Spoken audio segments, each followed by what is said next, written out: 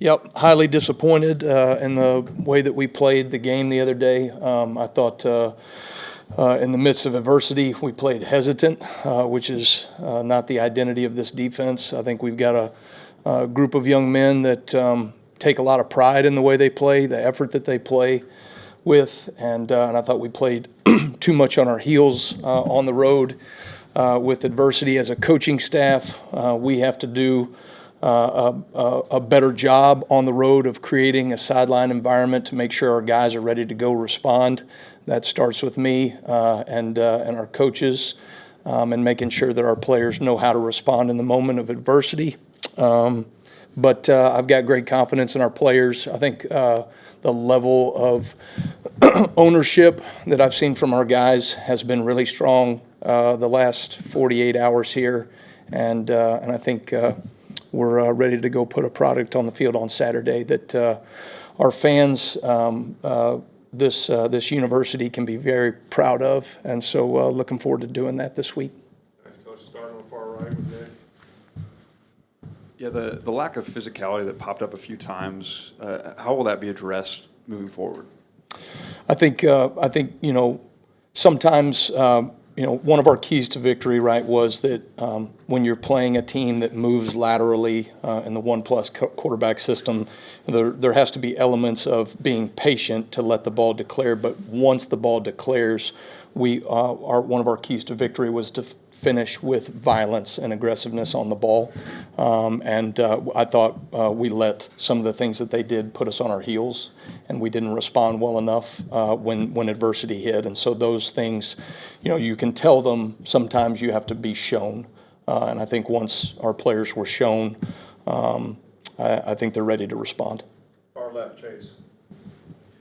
FSU was able to get a lot of running yards on the perimeter outside. When it comes to that, is the issue more about the force defender not getting contained, or is it more about the help being late or something else? Yeah, ours was they were leveraging issues in terms of our guys like being decisive and getting off of blocks. I thought we were timid on getting off of blocks, and so we allowed people to get the edge on us too often.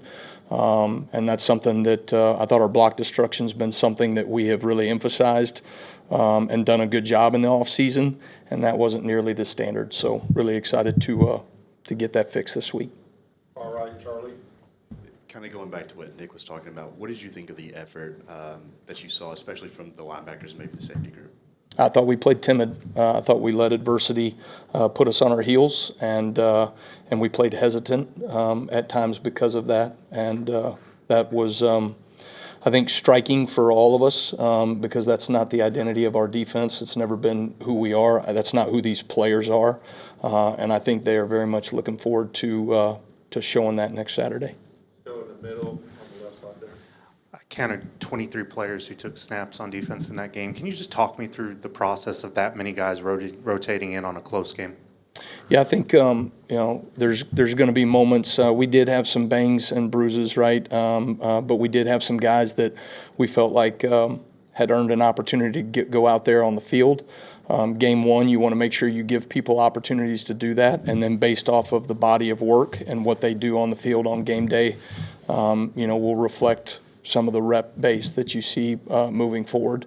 I don't think you have to make big sweeping changes. There was enough blame to go around, even from some of our best players. And so you want to give people an opportunity to get things corrected.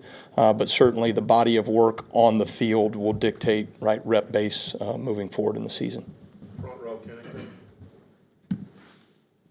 It's kind of a multi-part question.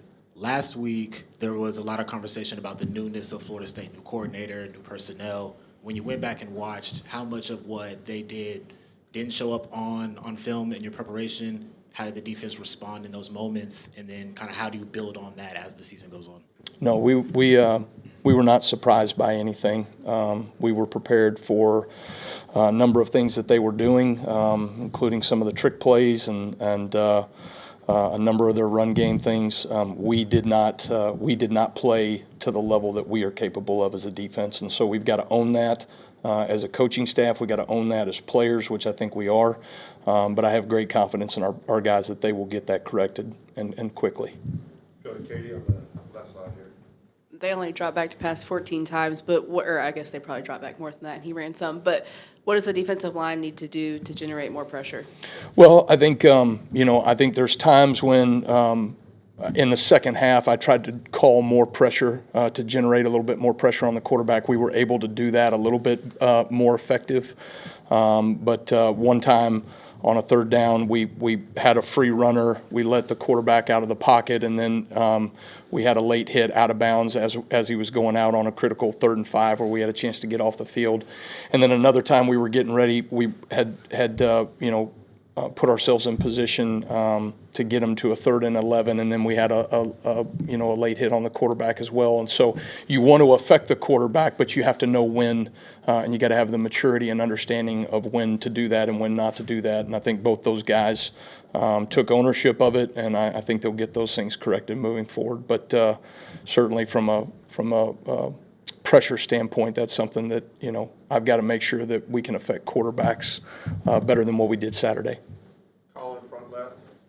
Sort of in the same vein, it seems like mobile quarterbacks have kind of affected your defense, dating back to last year a little bit too. Like, kind of what's the plan moving forward in terms of, I guess, containing when they get outside to kind of contain their ability to scramble, to rush, things like that? Yeah, I mean, I think I think there's a pattern right now of when teams are moving laterally in the 1+ quarterback system. We saw it against Vanderbilt last year. We saw it in the first half against Oklahoma, and then it showed up this week. I thought, those are things that you have to look at, and you got to go, okay, we had a good week of preparation, but we weren't able to execute well enough on game day. So now schematically, what do I need to do to make sure I give our players the best chance to be successful based upon the body of work that we've put on the field? And so we're looking to address those issues. Back right, Matt. Do you think all the issues are fixable, or is some of it just weaknesses you'll have to deal with at this point? Yeah, 100%. Those things will get fixed, and look forward to seeing our guys do it on Saturday. Go right next to Matt. Let's go to Blake right here. You good? Okay, let's go to the left side. Let's go to EG right here in the front. Coach, what would you attribute that hesitancy to? Is it schematically, fundamentally, and how do you make sure that doesn't happen again when more adversity is faced? Well, I think, again, that goes into the pattern of us on the road as a football team. I think about the two games and a half that we, defensively have played timid and on our heels.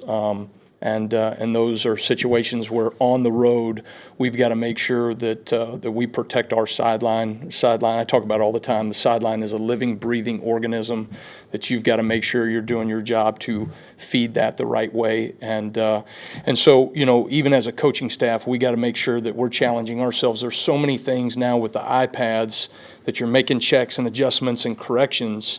But let's make sure that we're also keep the main thing as a coaching staff, right? That we are making sure our players are ready to physically, mentally go out on the field and go play in an attacking mindset. And that's something that we didn't do a good enough job as a coaching staff. We've got 2 more questions. Let's start with Hunter, far left side. You mentioned there was a strong level of ownership over the last 48 hours. Who specifically on the defense has kind of led that charge besides maybe like Deontay or Keenan? Every player on our defense right now. So finish up with Mike on the back row. On the topic of the effort, just how much are you evaluating that within the game, and would there be a scenario where if you saw a guy not going full speed, you would take him out of the game? And then along those same lines, just for guys coming back from injury like D-Law and Sab, how much is that affecting their ability to go full speed? Yeah, I think some of those things, we have guys that play with great effort. They play with great enthusiasm and energy, and that did not show up on Saturday. But I'm not going to. We're going to allow our players to get it fixed. And so certainly there was enough blame to go around. You can point to every position on the field, right, that had issues in terms of not executing the level they're capable of and not playing with the passion and energy and effort that we have established here as a defense already. And so those are things that we're going to allow guys to get fixed, but certainly a body of work as you look into the season, right, a rep base is going to be, based upon what you do on the field from an execution standpoint. But I don't think there's a guy on our defense that doesn't take ownership of what happened. That starts with me, it ends with our players. And I think everybody's ready to go establish that in the defense that we're capable of playing moving forward on Saturday. Thank you, Coach. All right, thanks, guys. Roll Tide.